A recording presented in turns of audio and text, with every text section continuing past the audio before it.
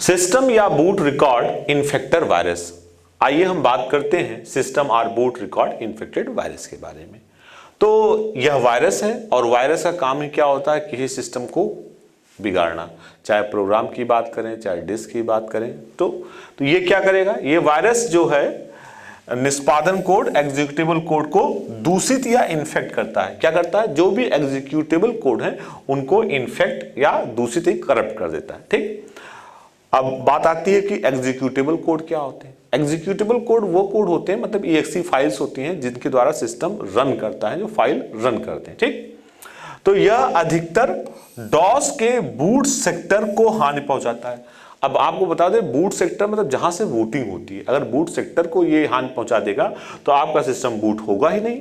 और जब आपका सिस्टम बूट नहीं होगा तो एक तरह से बूट होना मतलब कि कंप्यूटर के ऑन होने के प्रोसेस को बूट होना कहते हैं, तो आपका कंप्यूटर ऑन होगा ही नहीं। तो बड़ा खतरनाक वायरस है सिस्टम और बूट रिकॉर्ड इन्फेक्टर वायरस। ठीक, आगे हम बात करते हैं वॉर्म, WORM। वॉर्म का मतलब क्या है, यह भी एक वायरस है या कंप्यूटर प्रोग्राम होता है, ठीक है, जो स्वयं की कॉपी बनाकर दूसरे कंप्यूटर सिस्टम में फैलाता है। यानी अगर आप देखेंगे तो एक स्वयं ही कई कॉपी बनाता है। अगर आप देखें, कई बार आप ओपन करते हैं एक फोल्डर के अंदर सेम उसी नाम का फोल्डर, फिर उसी नाम की फोल्डर, फिर उसी नाम की फाइल, तो ये खुद से जनरेट करता है। वॉर्म स्वतंत्र वायरस होते हैं। स्वतंत्र वायरस मतलब ये फ्री होते हैं, ठीक है। और अगर हम बात करें तो इन्हें कंप्यूटर सिस्टम में फैलने के लिए किसी की आवश्यकता नहीं होती, मतलब कंप्यूटर सिस्टम फैलने के लिए किसी की आवश्यकता नहीं होती।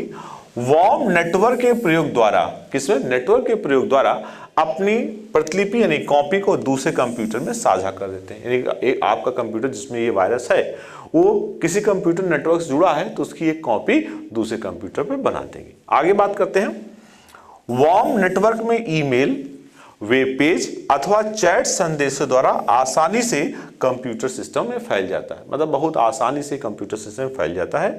आगे यह कंप्यूटर में उपस्थित महत्वपूर्ण क्रूशियल फाइल को डिलीट कर देता है, ठीक है, आप पहुंचता भी है और जो भी आपकी बड़ी इंपॉर्टेंट फाइल होगी या कोई भी फाइल होगी तो उस फाइल को ये क्या कर देगा, डिलीट कर देगा।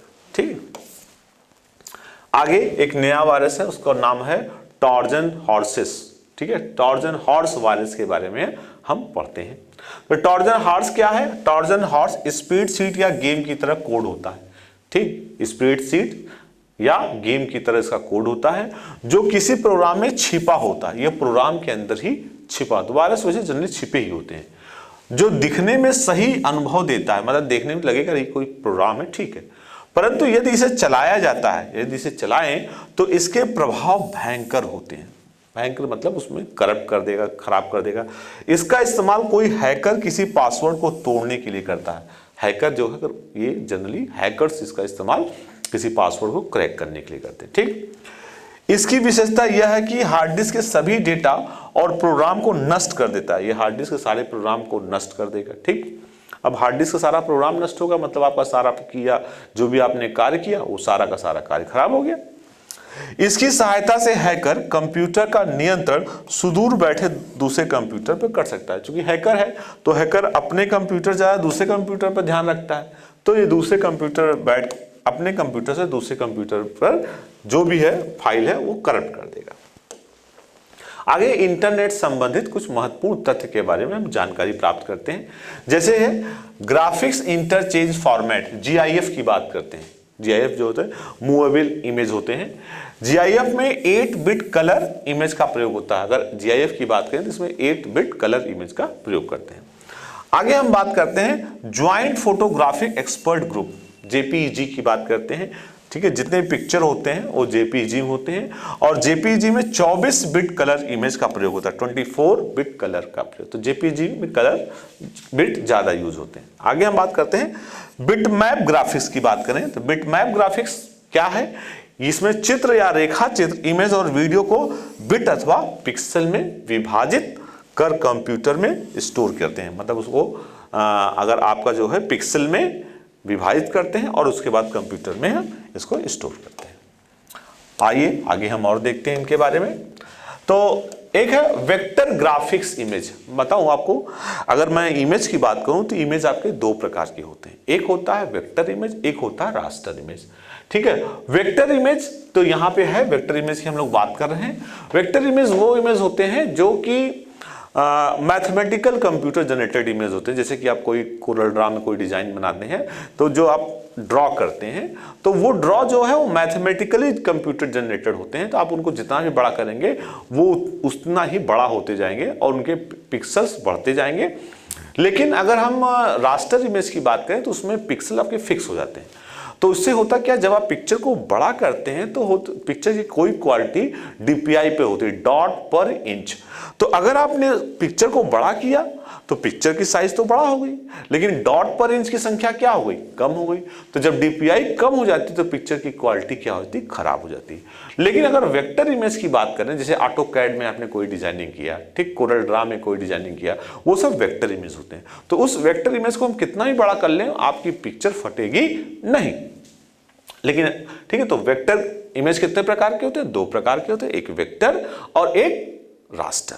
रास्टर जैसे कि हमने कोई मोबाइल से फोटो खींची या कैमरा से कोई फोटो खींचा, अब उस फोटो को हमने कंप्यूटर में डाला, अब उसकी जितना अच्छी रेजोल्यूशन होगी उतना बड़ा तो वो हो जाएगा, लेकिन बियॉन्ड द रेजोल्यूशन, जितनी रेजोल्यूशन है उससे भी बड़ा पिक्चर करेंगे तो पिक्चर वो फटने लगती। फटने का सेंस क्या है कि इसकी क्वालिटी खराब होने लगती। खराब होने का कारण क्या है, हमने बताया कि डीपीआई उसकी कम होने पर। डीपीआई का मतलब डॉट पर इंच, किस चीज की डीपीआई, पिक्सल की डीपीआई। ठीक, तो वेक्टर ग्राफिक्स में चित्र अथवा रेखा चित्र, इमेज और वीडियो बनाने के लिए गणितीय अक्ष यानी मैथमेटिकल एक्सिस का उपयोग होता है। मैंने आपको बताया कि वेक्टर इमेज जो है मैथमेटिकल कंप्यूटेशन के द्वारा बनता है। आइए कुछ प्रचलित ऑडियो वीडियो फाइल्स के फॉर्मेट के बारे में जानते हैं। कुछ ऑडियो फाइल और हम ऑडियो फाइल फॉर्मेट के बारे में हम समझते हैं। जैसे एक है रिसोर्स इंटरचेंज फाइल फॉर्मेट, इसका शॉर्ट फॉर्म है RIFE। दूसरा है मोशन पिक्चर एक्सपर्ट ग्रुप यानी MPEG की हम लोग बात करते हैं। तीसरा है म्यूजिकल इंस्ट्रूमेंट डिजिटल इंटरफेस यानी MIDI की बात करते हैं। आगे बात करते हैं कि वीडियो डेटा, ठीक है, वीडियो डेटा संचित स्टोर करने के लिए प्रचलित सॉफ्टवेयर निम्न है। अगर हम सॉफ्टवेयर की बात करें तो सॉफ्टवेयर निम्न है, वो सॉफ्टवेयर कौन कौन से हैं। अगर हम बात करते हैं motion joint photographic expert group MJPEG की बात हम लोग कर रहे हैं।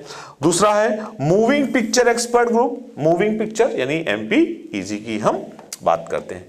आइए हम इस और डिटेल में देखते हैं इसके बारे में।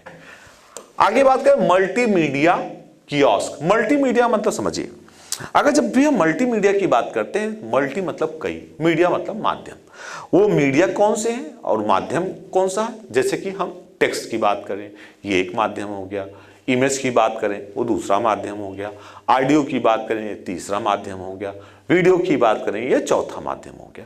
तो अगर हम सारे माध्यमों का प्रयोग एक साथ करते हैं तो उसे बोलते हैं मल्टीमीडिया। ठीक, तो मल्टीमीडिया कियोस्क, कियोस्क क्या होता है, व्हाट इज द कियोस्क। आपने देखा होगा रेलवे स्टेशन पे कि एक मशीन लगी होती है, उसमें आप क्वेश्चन पूछ सकते हैं। विदेशों में भी इसी तरह की चीजें हैं, वहां पे बड़े बड़े हर जगह पे मशीन लगी हुई, आप उनसे क्वेश्चन पूछना चाहें उसमें फॉर्मेटेड क्वेश्चंस रहते हैं, आप पूछेंगे तो उनका आंसर देगा। ठीक, तो वो that is the kiosk. Kiosk एक मशीन होती है।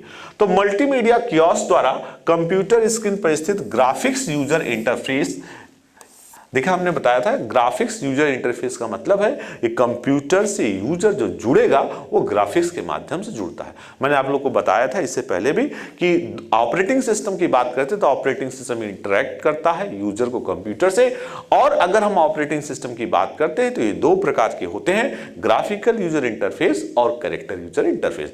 ग्राफिकल यूजर इंटरफेस वह ऑपरेटिंग सिस्टम होते हैं जो यूजर को ग्राफिक्स के माध्यम से जोड़ते हैं, और CUI की बात करें, कैरेक्टर यूजर इंटरफेस की बात करें तो कैरेक्टर यूजर इंटरफेस वह ऑपरेटिंग सिस्टम होते हैं जो यूजर को कैरेक्टर के माध्यम से जोड़ते हैं। आइए हम उसी की बात कर रहे हैं। तो ग्राफिकल यूजर इंटरफेस में GUI मतलब ये इसमें आइकन्स होंगे, आइकन, और आइकन आगे बात करें अंगुलियों से स्पर्श करके संग्रहित यानी स्टोर इंफॉर्मेशन को प्राप्त किया जा सकता है। बट टच स्क्रीन है, उसमें आपने अंगुलियों से इसलिए कहा जा रहा है कि आजकल टच स्क्रीन आ रही है, तो आपने कोई फोल्डर उस पर डबल क्लिक कर दिया तो वो फोल्डर ओपन हो गया या एग्जीक्यूट हो गया, जो भी आइकन होगा।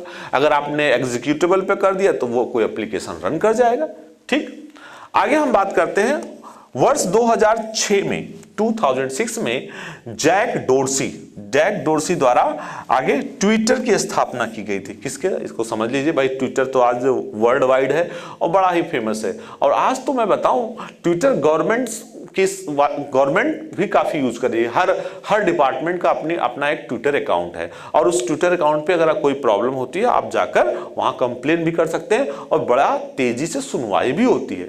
ठीक है, पेपर में कई बार ट्विटर के बारे में निकलता है कि किसी लेडीज को, इवन बच्चे को दूध नहीं मिल रहा था और ट्रेन में उसने ट्विटर पे ट्वीट कर दिया और वहां पे जो रेलवे मिनिस्टर थे उन्होंने उस ऑर्डर देके उस महिला के बच्चे के लिए दूध उपलब्ध कराया। तो मतलब एक सोशल मीडिया साइट भी काफी पावरफुल साइट है। ठीक है, तो अगर बात करते हैं किसने इसकी स्थापना किया, तो 2006 में जैक डोर्सी द्वारा ट्विटर की स्थापना की गई थी। 2006 में हो गया था। ठीक है, आगे इसमें उपयोगकर्ता को ऑथर कहा जाता है। जो उपयोगकर्ता होते हैं उसको बोलते हैं ऑथर। ठीक, वैसे ऑथर हम बोलते हैं जो बुक्स लिखते हैं, राइटर होते हैं, उनको ऑथर शब्द कहा जाता है। ठीक है, इसे माइक्रो ब्लॉगिंग भी कहा जाता है। ट्विटर एक तरह से माइक्रो ब्लॉगिंग है, उसमें ब्लॉग की तरह सब चीजें लिखी जाती हैं, इसलिए उसे माइक्रो ब्लॉगिंग भी कहा जाता है। अगर आपसे कोई पूछे कि ट्विटर माइक्रो ब्लॉगिंग है क्या, तो आप बताइए हाँ बिल्कुल ट्विटर माइक्रो ब्लॉगिंग है।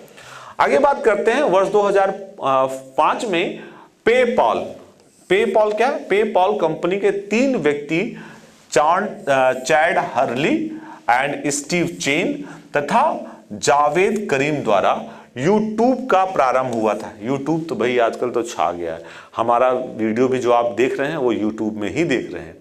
ठीक है, तो यूट्यूब में तो आज लगभग दिन भर में न जाने कितने सैकड़ों हजारों लाखों वीडियोस डेली अपलोड हुआ करता है।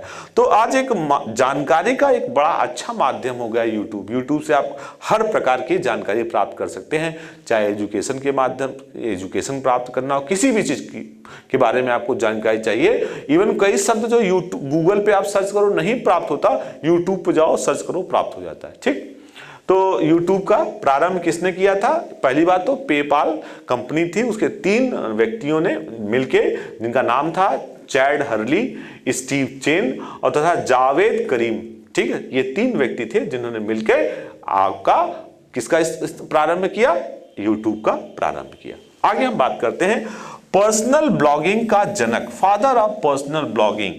आजकल ब्लॉगिंग भी काफ़ी है, हर जितने भी हीरो हीरोइन हैं, जितने भी आपके एक्टर या हैं, नेता हैं, लीडर हैं, लगभग सबका जो है अपना ब्लॉग्स होते हैं। ठीक है, इसे जस्टिन हॉल को कहा जाता है। जस्टिन हॉल जो है that is he is the father of personal blogging.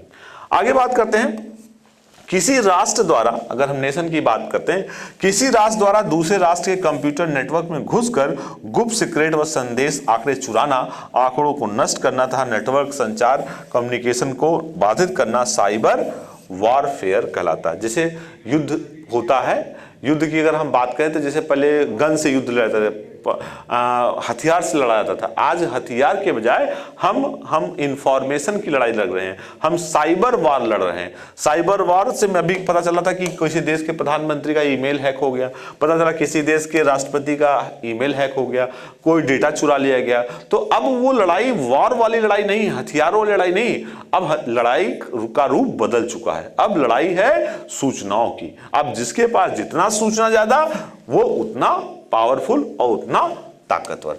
क्या आप जानते हैं, इसको हम समझते हैं। सर्फिंग करते समय स्वयं खुलने वाला छोटा विंडो पॉपअप कहलाता है। जानते होंगे पॉपअप मतलब पॉप अप, अपने आप खुल जाए। तो जब भी हम सर्फिंग करते हैं तो कुछ विंडो खुल जाते हैं, वो कहलाते हैं पॉपअप। जीएसएम, ये हम नेक्स्ट क्लास में हम जीएसएम के बारे में डिटेल से पढ़ेंगे, ये जीएसएम है क्या और किस प्रकार कार्य करता है।